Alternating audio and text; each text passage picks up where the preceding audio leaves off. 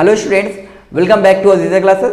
अजीजा classes में आप लोग एक बार फिर से स्वागत है। बच्चों, आज हम लोग क्लास 10th के एनसीईआरटी से केमिस्ट्री का टॉपिक हाइड्रोकार्बन है ना, hydrocarbon carbon and its compound से बोलते हैं, ठीक है। वो हम लोग वन शॉर्ट रिवीजन करने वाले हैं। और आप लोग का एग्जाम्स नजदीक है, 10th का बोर्ड आप लोग का बोर्ड आने वाला है, 10th बोर्ड एग्जाम्स होने वाला नजदीक है, टाइम बहुत कम बचा है, तो टाइमिंग को देखिए काफी कम समय में हम लोग रिवीजन को कंप्लीट करेंगे और इस तरह से नए नए वन शॉर्ट रिवीजन के वीडियोस आते रहेंगे, ठीक है। चलो, तो देखो सबसे पहले हम लोगों को पढ़ना है, इसमें क्या है, हमें पढ़ना है carbon and its compound. Carbon और इसके कंपाउंड के बारे में हमें पढ़ना है। तो हम लोग तो बेसिक से चैप्टर यही है, तो कार्बन एंड कंपाउंड। तो ज्यादातर जो कार्बन के कंपाउंड होंगे ना, वो हाइड्रोजन से लिंक होंगे, ठीक है ना। ज्यादातर जो कार्बन के कंपाउंड होते हैं वो हाइड्रोजन से लिंक होते हैं, ठीक है। ज्यादातर ऐसे नाइट्रोजन से भी होगा, ऑक्सीजन से भी मिलकर कंपाउंड बनते हैं, लेकिन ज्यादातर हाइड्रोजन से। चलो, उसके बाद हमें पढ़ना है यहाँ पे कोवैलेंट बॉन्ड। कोवैलेंट बॉन्ड किसे कहते हैं? कोवैलेंट बॉन्ड जब कोई एटम दूसरे एटम के साथ इलेक्ट्रॉन शेयर करता है, हाँ, आपस में इलेक्ट्रॉन शेयर करके बॉन्ड बनाता है, उसे ही हम लोग कोवैलेंट बॉन्ड कहते हैं। तो यहाँ पे एग्जांपल में H2 है, हाइड्रोजन हाइड्रोजन के साथ इलेक्ट्रॉन शेयर करके बॉन्ड बनाता है। ऑक्सीजन है, ऑक्सीजन ऑक्सीजन के साथ इलेक्ट्रॉन शेयर करके बॉन्ड बनाता है। और फिर कार्बन तो है ही है, ठीक है। कार्बन हाइड्रोजन के साथ भी इलेक्ट्रॉन शेयर करके बॉन्ड बनाता है और कार्बन कार्बन के साथ भी इलेक्ट्रॉन शेयर करके बॉन्ड बनाता है। अब यहाँ पे है नेचर ऑफ कार्बन, ठीक है। कार्बन के नेचर सबसे पहले हम देख रहे हैं यहाँ पे कैटेनेशन का बात होता है। तो कैटेनेशन किसे कहते हैं? To form large number of bond, है ना। तो ज्यादा बॉन्ड बनाने की जो कैपेसिटी होती है कार्बन को, इसलिए इसे हम लोग इसे क्या बोलते हैं? कैटेनेशन बोलते हैं। जैसे इसमें आता है रिंग चेन आता है, कार्बन में आपको रिंग चेन, कार्बन कंपाउंड में रिंग चेन देखने को मिलेगा। सिंगल बॉन्ड वाले कार्बन कंपाउंड मिलेंगे, डबल बॉन्ड वाले मिलेंगे और ट्रिपल बॉन्ड वाले कार्बन कंपाउंड मिलेंगे, ठीक। चलो, यहाँ पे आता है फिर स्ट्रॉन्गली बॉन्ड, ठीक है ना। कार्बन के जो बॉन्ड होते हैं ना, वो स्ट्रॉन्गली बॉन्ड होते हैं, ठीक है। एंड स्टेबल बॉन्ड, अब जाहिर सी बात है कि वो स्ट्रॉन्ग बॉन्ड है तो स्टेबल बॉन्ड होगा, है ना। तो स्टेबल बॉन्ड होते हैं, ठीक है। और उसके बाद फिर कार्बन लिंक टू, कार्बन किससे किससे लिंक होता है? हाइड्रोजन से, नाइट्रोजन से, ऑक्सीजन से और भी, है ना, ऐसे एलिमेंट्स हैं जिनसे कार्बन लिंक होता है। लेकिन ज्यादातर आपको हाइड्रोजन देखने को मिलेगा, फिर आपको ऑक्सीजन और फिर आपको नाइट्रोजन से लिंक होते हुए देखने को मिलता है। चलो, उसके बाद है कंपाउंड साइज स्मॉल। कंपाउंड का जो साइज होता है, कार्बन के जो कंपाउंड के साइज होते हैं ना, वो स्मॉल होते हैं। स्मॉल होने का रीजन क्या है ना, कि जो कार्बन कार्बन से जो बॉन्ड बनाते हैं वो काफी स्ट्रॉन्ग बॉन्ड होते हैं। अब स्ट्रॉन्ग बॉन्ड होने की वजह से उनका जो कंपाउंड का साइज होता है ना, वो क्या होता है? स्मॉल हो जाता है, छोटा हो जाता है, ठीक है। रीजन दिया हुआ है, बिकॉज स्ट्रॉन्ग बॉन्ड है ना, वो क्या होता है, न्यूक्लियस जो होता है ना, वो स्ट्रांगली होल्ड करता है ना, जिसकी वजह से क्या होता है, अब जाहिर सी बात है दोनों का न्यूक्लियस एक दूसरे को स्ट्रांगली अट्रैक्ट कर रहा है, ठीक है ना। अब इसके बाद कंपाउंड का जो साइज होगा वो क्या हो जाएगा? छोटा हो जाएगा, वही होता है। उसके बाद यहाँ देते हैं saturated and unsaturated carbon compound. तो सैचुरेटेड और अनसैचुरेटेड कार्बन कंपाउंड क्या होते हैं? तो सिंगल बॉन्ड वाले जो कार्बन कंपाउंड होंगे उसे हम लोग सैचुरेटेड बोलते हैं, और जो डबल बॉन्ड और ट्रिपल बॉन्ड वाले कार्बन कंपाउंड्स होते हैं उन्हें हम लोग अनसैचुरेटेड कार्बन कंपाउंड बोलते हैं, ठीक है। अब हम लोग पढ़ेंगे अल्केन, अल्कीन एंड अल्काइंस के बारे में। तो अब हम लोग देखते हैं अल्केन के बारे में। पहले अल्केन क्या कहता है? अल्केन में सिंगल बॉन्ड होते हैं। कौन से बॉन्ड होते हैं उसमें? कार्बन कार्बन के साथ आपको सिंगल बॉन्ड देखने को मिलेगा, ठीक है। और इसका जनरल फॉर्मूला होता है CnH2n+2। इसके एग्जांपल्स मैं लिख देता हूँ यहाँ पे, आपको इस तरह से कार्बन कार्बन देखने को मिलेगा, है ना। यहाँ पे H3 लगा दो, यहाँ पे H3 लगा दो, देखो दोनों कार्बन के बीच में क्या है? सिंगल बॉन्ड है ना, इसे ही हम लोग क्या बोलते हैं? अल्केन बोलते हैं, ठीक है। उसके बाद आता है अल्कीन। अल्कीन में आपको डबल बॉन्ड देखने को मिलेगा और इसका जनरल फॉर्मूला होता है CnH2n। इसमें आपको डबल बॉन्ड मिलेगा और यहाँ पे डबल बॉन्ड मैं लगा देता हूँ CH2, यहाँ पे भी CH2। देखो दोनों कार्बन के बीच कौन सा बॉन्ड है? Double bond. तो इसे हम लोग क्या बोलते हैं? अल्कीन बोलते हैं, ठीक है। चलो, अब आता है अल्काइन। अल्काइन किसे बोलते हैं? जिसमें ट्रिपल बॉन्ड होंगे।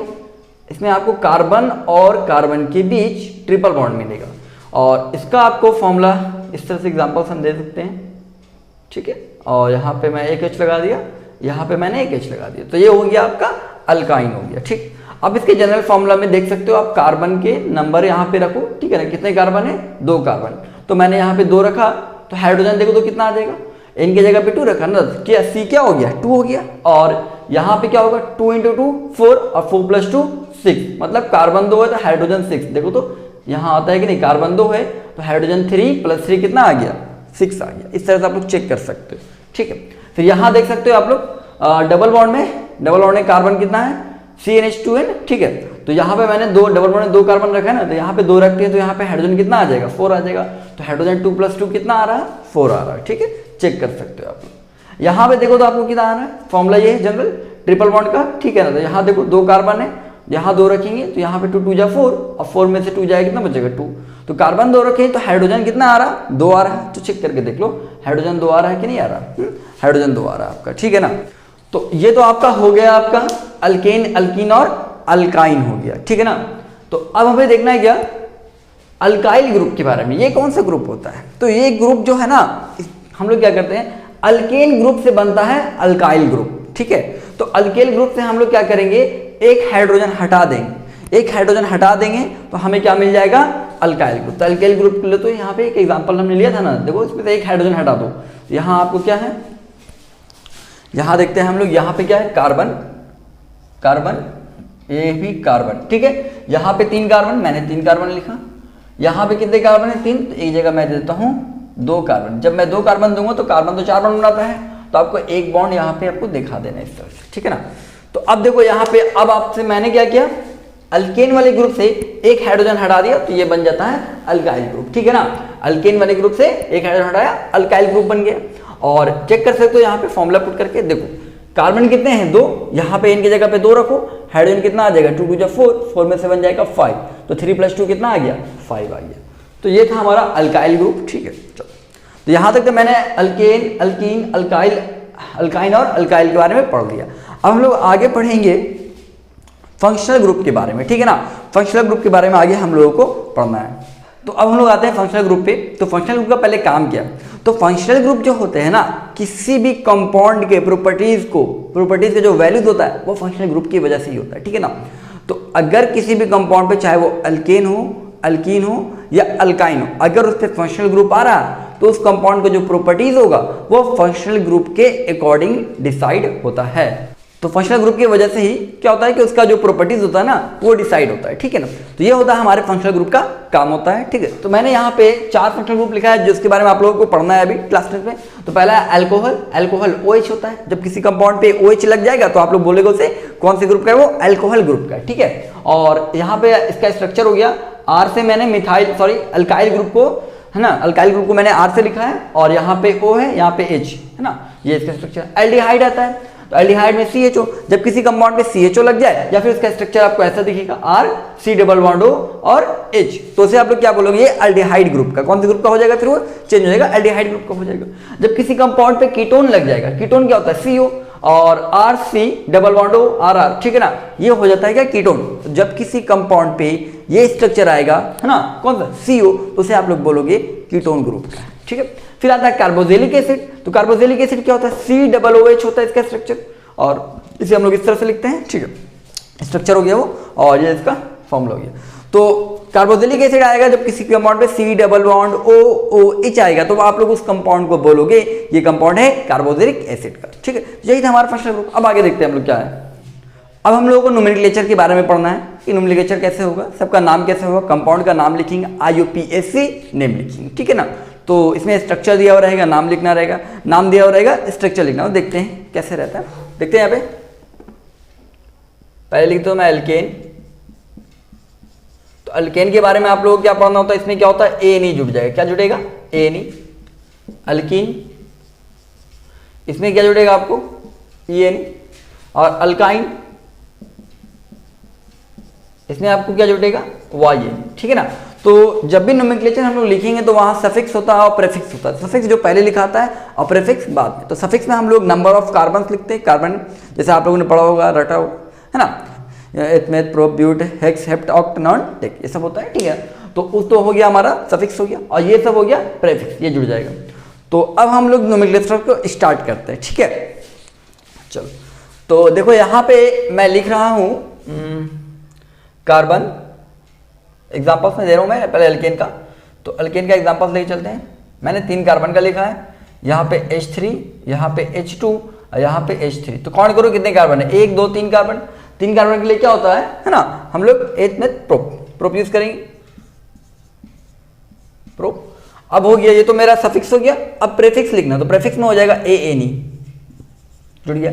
इस तरह से मैंने लिख दिया अल्केन का, ठीक है। तो आपको पहचानना होगा पहले वो कौन से ग्रुप का है, तो वो कैसे पहचानोगे आप लोग, सिंगल बॉन्ड देख करके। सिंगल बॉन्ड है मतलब क्या है, अल्केन का है, तो अल्केन का है तो प्रीफिक्स में क्या जुटेगा मेरा, ए नहीं जुटेगा। अब अगर डबल बॉन्ड का मैं बना दूं स्ट्रक्चर, तो H3 H2 और H3, तो यहां पे देख सकते हो डबल बॉन्ड का स्ट्रक्चर हो गया। अब डबल बॉन्ड है तो अल्कीन में आएगा, तो अल्कीन के लिए आपको पता है प्रीफिक्स क्या जुड़ जाएगा, ई एन।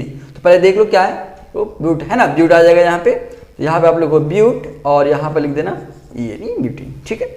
और यहाँ पे आपको फिर लिखना है अल्काइन ग्रुप के बारे में, तो carbon carbon carbon carbon, example से लेके चल रहा हूँ, ट्रिपल बॉन्ड, ठीक है, अल्काइन ग्रुप। तो यहाँ पे आप लगा दो H, यहाँ पे कुछ नहीं, यहाँ पे हो जाएगा H2, यहाँ पे हो जाएगा H3। तो यहाँ पे आपको लिखना है 1 2 3 4 कार्बन, तो 4 कार्बन के लिए पहले तो ट्रिपल बॉन्ड है, ठीक है, ये पता चल गया। अब 4 कार्बन, 4 कार्बन के लिए क्या हो जाएगा, अभी हमने देखा ब्यूट होता है, तो ब्यूट लिख दो। क्या लिख देना है आपको, ब्यूट, और कितने बॉन्ड है, ट्रिपल बॉन्ड। ट्रिपल बॉन्ड से क्या जुड़ जाएगा, वाई, यानी अल्काइन ग्रुप का हो गया, तो क्या जुड़ जाएगा, वाई एन। इस तरह से हम लोग नोमेनक्लेचर को लिख सकते हैं। अब कई बच्चों का सवाल ये होता है कि सर प्रीफिक्स सफिक्स कैसे लिखेंगे, प्रो ब्यूट ब्यूट है ना, ये सब हम कैसे लिख रहे हैं, ठीक है ना। तो ये सिंपल सा है, मैं बताता हूँ आप लोग को, ठीक है ना।